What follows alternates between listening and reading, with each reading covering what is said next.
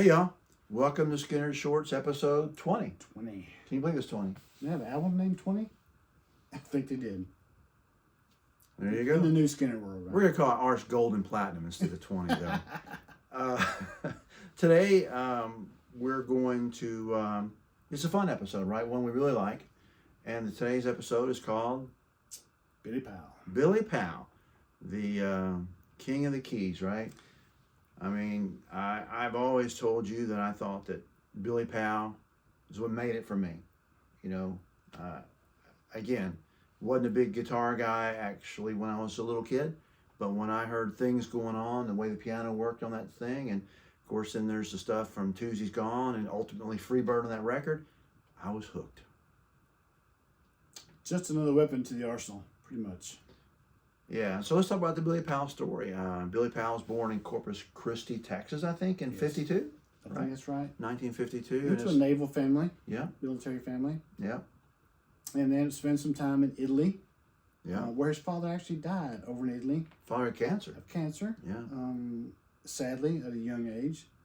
And they moved back to Florida. Of course, the naval base is near Jacksonville. And where they moved to Sanford? I think Sanford, yeah. And he started taking some piano lessons there. Yeah. Mrs. Brown. Mrs. Brown, who realized very quickly there was a very much a natural talent to Billy at piano, you know, and some people have it. I think she said he outgrew her in 20 minutes. You know, pretty much. So, you know, we know that. Yeah. You got it, you've got it. So what school did he go to? He moved to Bishop Kenny. Bishop Kenny, Yeah. and he met somebody named Leon Wilkinson. Leon Wilkinson, one of my favorite people of all time. They became fast friends through high school. Yeah. And I think, you know, they stayed friends for a long time. Billy ended up going to community college. What was the word? What was the word they used for Billy and Leon in high school? Inseparable. Inseparable is the word I think is what was used. If you saw Billy, you saw Leon. If you saw Leon, you saw Billy. Billy went to community college, and I think he majored in some music type Can you believe it? degree. Billy's a music Something major, about right? music. Yeah. And come back, hanging out with Leon, and start tagging along with the Skynyrd band. Well, he got in the music scene, so, you know, and the local music scene, and Leon kind of hooked him up with those guys. And next thing you know, Leon's in Lynyrd Skynyrd, and Billy's their first roadie along with Kevin Nelson, which is pretty cool. Well, Billy's playing along with Donnie Van Zant's band. Alice Marr? Alice Marr, Is that right? Um, Somebody tell me if we're wrong, but I think it was Don Barnes and Donnie Van Zant in that possibly. band, right? This is way back. This is 71, 72, I think. Wonder who their bass player was. Yeah. Greg T. Walker. Who knows? Who knows what that band was? I've never even heard of that band before. But it was good news for Billy. He ended up staying with Leon. Yeah, so Billy's a roadie for Lynyrd Skynyrd, But and they're he's not also leaving- playing some music. They're not leaving town very much, of course. They're doing local shows. Yeah, playing high school stuff, Play right? high school stuff at proms. And I think that's where Billy, they're cleaning up after a high school prom, and he finds a piano in the corner, as the story goes, and he started playing his version of Freebird. Which is now our version, probably the intro, didn't you Yeah, think? it's probably the version.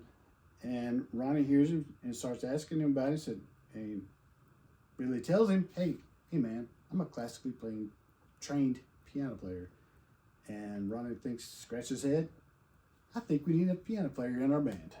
And I doubt Ronnie scratched his head, because here's what I think. I go back to the interview that Henry Paul said about Ronnie Van Zant. He said, no matter where you thought Ronnie Van Zant was, he was always a couple steps ahead thinking. He was way out there, always ahead of the group. You know, so whatever was going on, Ronnie was thinking down the road and preparing, you know. And I'm sure that he had in his brain already a certain sound that appealed to him. And Billy just delivered that one special moment in that high school gymnasium. That's all we need. Special moments like that has kept us going for so long. Circumstance. Yeah, like when John Lennon met Paul McCartney. Yeah, just circumstance that kind of changes the world. Changed our world.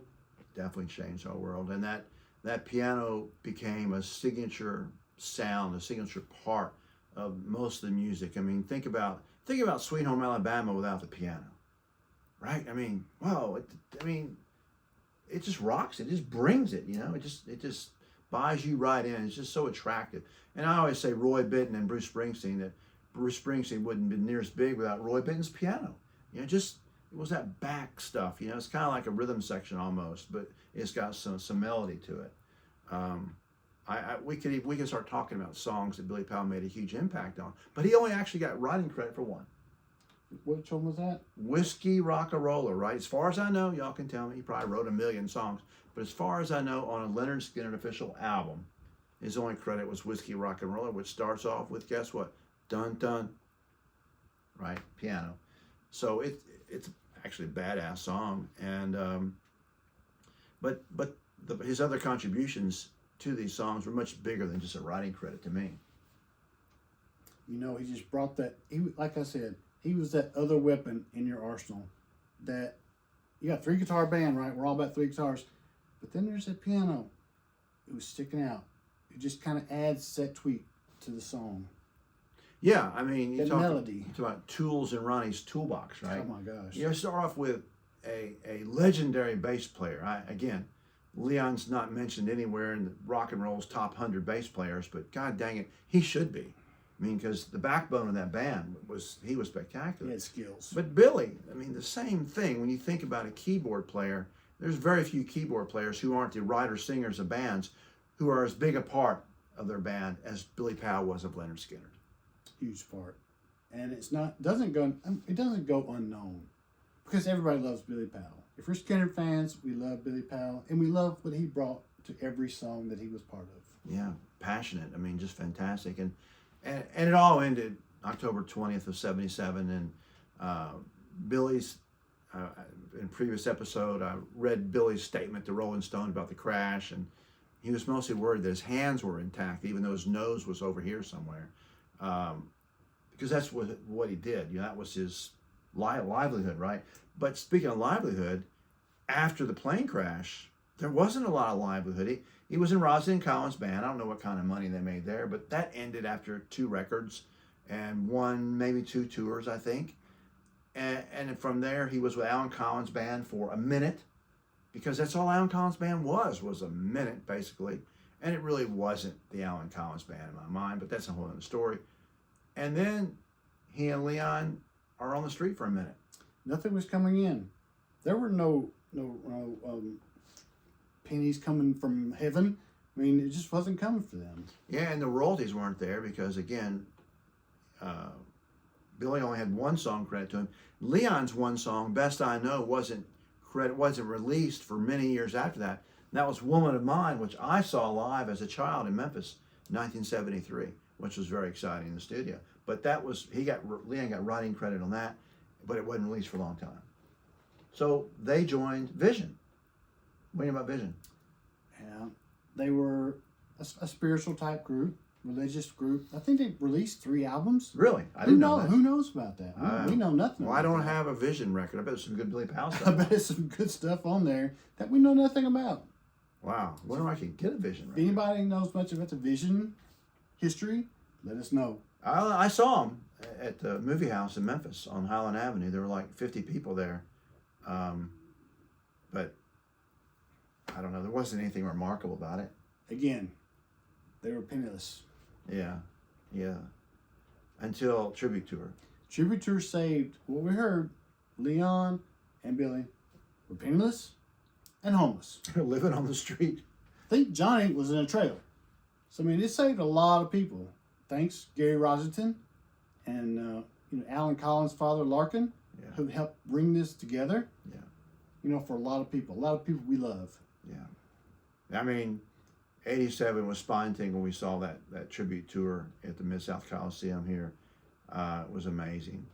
So Billy was then in Lynyrd Skynyrd until his death, or the Lynyrd Skynyrd tribute band, as I call it. We met him in 2001, was it? After Leon had passed. 2 weeks after Leon died, his best friend, we met him at the Horseshoe Casino in Tunica. I bet we didn't even ask him about Leon either. We had no idea. We were starstruck. Billy Powell's right in front of us. It was Billy Powell. What do we talk about? What do we ask you? We love your music. We love your tapes. Do you miss Ronnie? I mean, Wow. his miss get beat up every day. I doubt that. The state he was in when we saw him, though, he was pretty loaded. Pretty inebriated. He was pretty loaded, so he wasn't feeling no pain at that point. Anyway, he did the famous Kid Rock thing shortly before his death. That's right. Played piano on that bootleg version of Sweet Home Alabama. I don't know. Greatest piano player of rock and roll history? To me, yeah. You know, he survived a plane crash, and he was the first one out of the hospital. He got to attend his bandmates' funerals, and you know it had to stick with him pretty hard. It had to be very emotional for him, and he was stuck with them. He loved them, I think. Yeah, I mean, that's who he was. And, you know, we missed that, and the world truly lost a great piano player and great guy. And the big reason Lynyrd Skynyrd became so famous was that keyboard thing that Ronnie saw in that high school gymnasium in 1972. And added Billy Powell to the band. It's unforgettable. Is what it is. Yeah. If there is a keyboard part in a song, unforgettable. So anyway, we've asked more questions than we've answered in tonight's episode. Like, you know, Alice Marr band, I know nothing about. Tell me something. Is that right? A lot of stuff about if Billy wrote any other songs or any other contributions during those days. You know, the comments are great. Please keep throwing in there what y'all are thinking and questions and other ideas for shows. And we only got about 180 more shows to go, so we'll get to it. Anyway, anything else, Joe? I think we're all good. Up until then, we'll see you next time on Skynyrd Shorts.